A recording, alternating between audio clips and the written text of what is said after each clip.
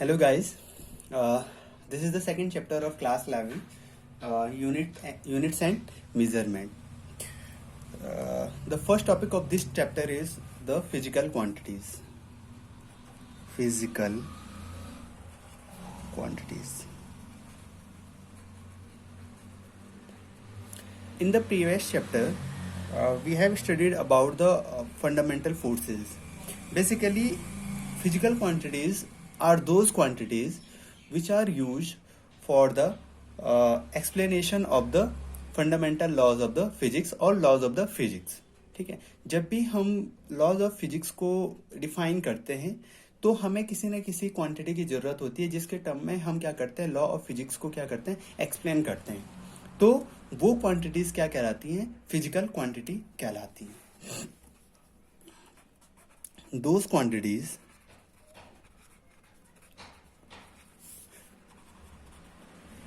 which are used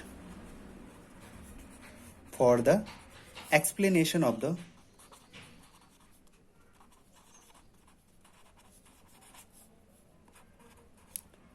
laws of physics are called physical quantities. Basically physical quantities को दो category में divide किया जाता है. First category is called fundamental physical quantity and second one is called derived physical quantities. Fundamental physical quantities are those physical quantities which are independent of the other physical quantities. अगर कोई physical quantity ऐसी है जो किसी दूसरी physical quantity पे depend नहीं करती है तो वो कहलाती है fundamental physical quantities. As length of any object, mass, time, etc.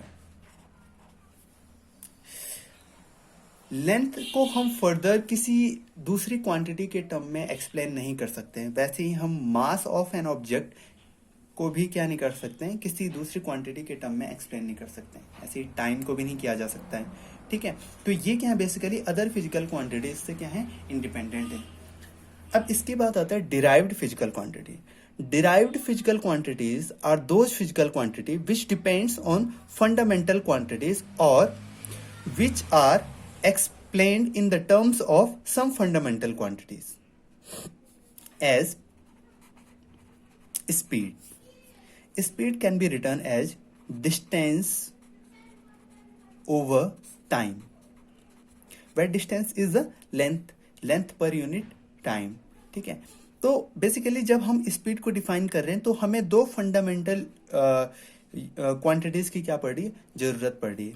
तो ऐसे जो क्वांटिटीज हैं इनको क्या कहा जाता है, डिराइव्ड फिजिकल क्वांटिटीज कहा जाता है. इसी तरीके से हमारे पास स्पीड हो गया, एक्सेलरेशन हो गया, मोमेंटम हो गया, force, work, energy, etc. are the derived physical quantities. ठीक है. Now the next topic is the measurement of the physical quantities. Whenever we try to measure a physical quantity, we need a standard unit in terms of which we can measure it. ठीक है, तो हमें किसी न किसी unit की जरूरत पड़ती है जिसके टर्म में, जिसके साथ कंपेयर करके हम बता सकें कि इस फिजिकल क्वांटिटी का जो मैग्नीट्यूड है या इस फिजिकल क्वांटिटी की जो वैल्यू है वो इतनी है. सपोज करो मैं क्लास की बात करता हूँ या स्कूल की बात करता हूँ, तो स्कूल में हम कहते हैं कि 640 बच्चे हैं, 640 स्टूडेंट्स हैं. लेकिन पूरे स्कूल में अगर मैं स्टूडेंट्स की यूनिट पूछूं तो यूनिट क्या है, वन स्टूडेंट. वन स्टूडेंट के टर्म्स में हमने बताया कि पूरे स्कूल में कितने स्टूडेंट्स हैं. Total students are 640 students. ठीक है, लेकिन यूनिट क्या है, सिंगल स्टूडेंट. तो वैसे ही हम फिजिकल क्वांटिटी को डिफाइन करने के लिए, किसी फिजिकल क्वांटिटी के वैल्यू को डिफाइन करने के लिए हमें एक यूनिट चाहिए होती है. ठीक है, तो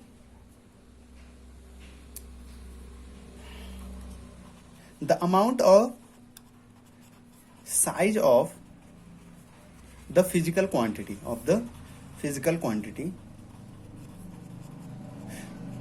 which is used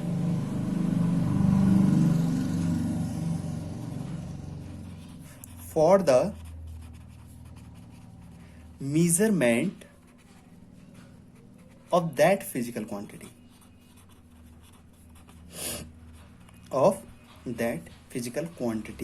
is called the unit. ठीक है, किसी फिजिकल क्वांटिटी की वो अमाउंट या वो साइज जिसके साथ हम उसी फिजिकल क्वांटिटी की अदर अमाउंट्स को कंपेयर करके उसको बताते हैं, उसको एक्सप्लेन करते हैं, तो वो क्या कहलाती है? यूनिट कहलाती है. Further units are categorized as fundamental units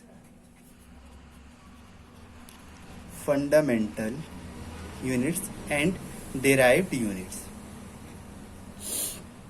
Fundamental units are those units which are used for the explanation or for the measurement of the fundamental physical quantity. जिन यूनिट्स का यूज हम फंडामेंटल फिजिकल क्वांटिटी के measurement के लिए करते हैं उन्हें कहा जाता है fundamental units. And those units which are used for the measurement of the derived physical quantities are called derived unit. जैसे अगर मैं फंडामेंटल यूनिट की बात करूं तो फंडामेंटल यूनिट क्या हो सकते हैं? अगर मैं लेंथ की बात करूं तो लेंथ की, अगर एसआई सिस्टम की बात की जाए तो एसआई सिस्टम में लेंथ का जो फंडामेंटल जो यूनिट है वो कितना होता है? मीटर होता है. ठीक है, उसी तरीके से मास का केजी, उसी तरीके से टाइम का सेकेंड. डिराइव्ड यूनिट क्या होंगी? डिराइव्ड यूनिट जैसे स्पीड और वेलोसिटी का क्या होगा? मीटर पर सेकेंड. एक्सेलरेशन का मीटर पर सेकेंड स्क्वायर. फोर्स का न्यूटन. बेसिकली न्यूटन को कैसे लिखा जाता है? इट इज किलोग्राम मीटर पर सेकेंड स्क्वायर. ठीक है, तो यहां देखो न्यूटन को किस तरीके से वेट के टर्म में, मास के डिस्टेंस के टर्म में और टाइम के टर्म में क्या किया गया? एक्सप्लेन किया गया इस वाली यूनिट को. वैसे एनर्जी का जूल और वर्क का भी क्या है? जूल है. तो ये सारी कैसी यूनिट है? डिराइव्ड यूनिट है. ठीक है, अब हम बात करते हैं सिस्टम ऑफ यूनिट्स की. System of units. System of units is a collection of all the units. It can be derived units or fundamental units. Fundamental units और derived units का एक कलेक्शन क्या कहलाता है? सिस्टम ऑफ यूनिट्स कहलाता है. एक ऐसा कलेक्शन जिसमें सारे की सारे यूनिट्स हों. इट कैन बी फंडामेंटल और derived is called system of units. जैसे आपने पढ़ा होगा CGS system, MKS system and SI system. और भी बहुत सारे सिस्टम आपने पढ़े होंगे, बट बेसिकली हमने ये तीन ही देखे हैं. ठीक है, CGS system, MKS system, SI system. एक और होता है FPS system, foot pound second वाला. ठीक है, तो हमारे पास क्या है? ये तीन सिस्टम है. इनमें से जिसके बारे में हम पढ़ेंगे वो होगा आपका SI system. SI system is the system of units which is accepted internationally. ठीक है, इंटरनेशनली क्या किया गया है? इस सिस्टम को एक्सेप्ट किया गया है. ठीक है, करंटली इसी सिस्टम का यूज किया जाता है. अब इस सिस्टम में, SI सिस्टम में 7 फंडामेंटल यूनिट्स हैं. 7 फंडामेंटल फिजिकल क्वांटिटीज हैं और उनके करस्पॉन्डिंग 7 क्या है? फिजिकल यूनिट भी हैं. फंडामेंटल यूनिट्स भी हैं. ठीक है, अब वो फंडामेंटल यूनिट्स कौन कौन सी हैं हम इसके बारे में देखते हैं. Now you can see here, this is the NCERT of class 11th and SI base quantities and unit. Base quantities or fundamental quantity. The first fundamental quantity is the length. It's symbol unit, SI unit जो इसकी है वो metre है, ठीक है। और metre की जो डेफिनेशन दे रखी है वो इस तरीके से डिफाइन की गई है। The metre is the length of the path travelled by the light in vacuum during a time interval of 1/3 into 10⁸ of a second, ठीक है। तो इस तरीके से इस वाली टेबल में इसने क्या किया है, सारी की सारी बेस यूनिट को length, mass, time, electric current, thermodynamic temperature, amount of substance and luminous intensity को क्या किया है, डिफाइन कर रखा है। इसको आप बुक से देख सकते हैं कि किस तरीके से इसने 7 फंडामेंटल क्वांटिटीज को क्या किया है, डिफाइन किया है। अब इसके बाद इसमें दो और यूनिट्स हैं जिनको बोलते हैं हम सप्लीमेंट्री यूनिट या सप्लीमेंट्री फिजिकल क्वांटिटी है हमारे पास। पहला है प्लेन एंगल, और इसके मेजरमेंट के लिए जिस यूनिट का हम यूज करते हैं वो है रेडियन, ठीक है। उसी तरीके से एक और है जिसको हम बोलते हैं हम सॉलिड एंगल, और उसका मेजरमेंट किया जाता है स्टेरेडियन के टर्म्स में। तो बेसिकली रेडियन क्या है, अगर हम किसी circle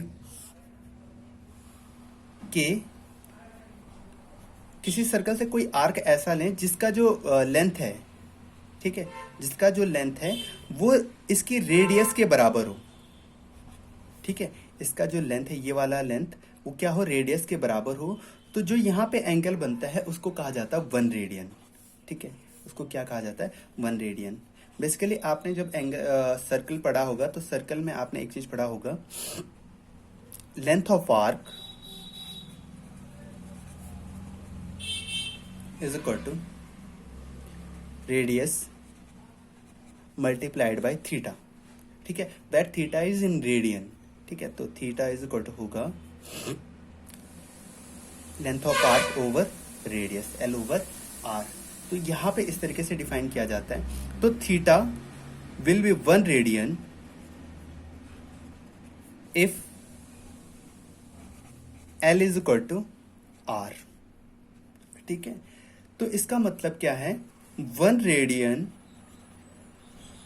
is defined as the angle subtended by the arc of length equal to the radius of the circle at the center of the circle, ठीक है। सर्कल के सेंटर पे बना वो एंगल है जो किसके द्वारा बनाया गया है, एक ऐसे आर्क के द्वारा बनाया गया है जिसकी जो लेंथ है वो किसके बराबर है, रेडियस के बराबर है, ठीक है। इस आर्क की जो लेंथ है वो किसके बराबर है, इस रेडियस के बराबर है।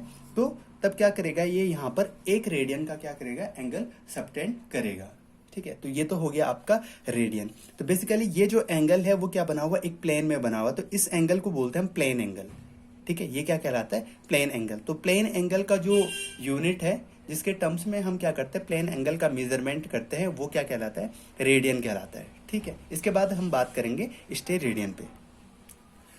सपोज करो हमारे पास कोई स्पेयर है, ठीक है,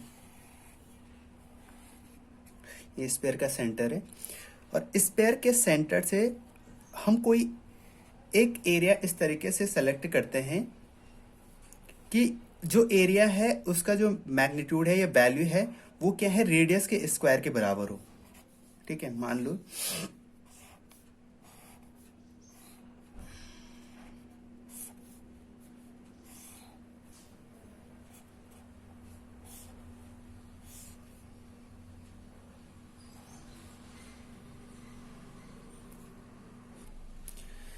तो इस वाले फिगर में मान लो कि ये वाला जो एरिया है, ये शेडेड एरिया क्या है, वो किसी स्फीयर का पार्ट है, ठीक है। तो ये वाला जो एंगल, यहाँ पे जो एंगल बनता है, ठीक है, इसको कहा जाता है solid angle, and it is represented by the omega, ठीक है। तो this is the d omega, solid angle d omega is equal to, तो इसको डिफाइन किया जाता है मैग्नीट्यूड ऑफ एरिया या simply area divided by r square. ये सॉलिड एंगल को डिफाइन किया जाता है इस तरीके से, ठीक है। तो अगर मैं यहां से देखूं, मुझे बेसिकली इसको स्टेरेडियन में डिफाइन किया जाता है। तो अगर मैं यहां से 1 स्टेरेडियन की डेफिनेशन चाहता हूं, d omega will be 1 if d a is equal to r square. इसका मतलब क्या है, अगर ये वाला जो एरिया है वो आर स्क्वायर के इक्वल हो जाए तो सेंटर ऑफ द स्फीयर पे जो एंगल बनेगा वो कितना होगा, 1 स्टेरेडियन होगा।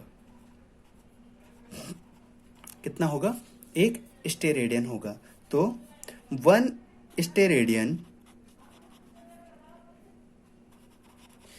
is the angle subtended by the area which is equal to the square of the radius of the sphere at the center of the sphere। ठीक है, centre of spare पे बना वो एंगल जो कि किसके द्वारा बनाया गया है, एक ऐसे एरिया के द्वारा बनाया गया जिसका मैग्नीट्यूड किसके बराबर है, रेडियस के स्क्वायर के बराबर है। तो वो क्या कहलाता है,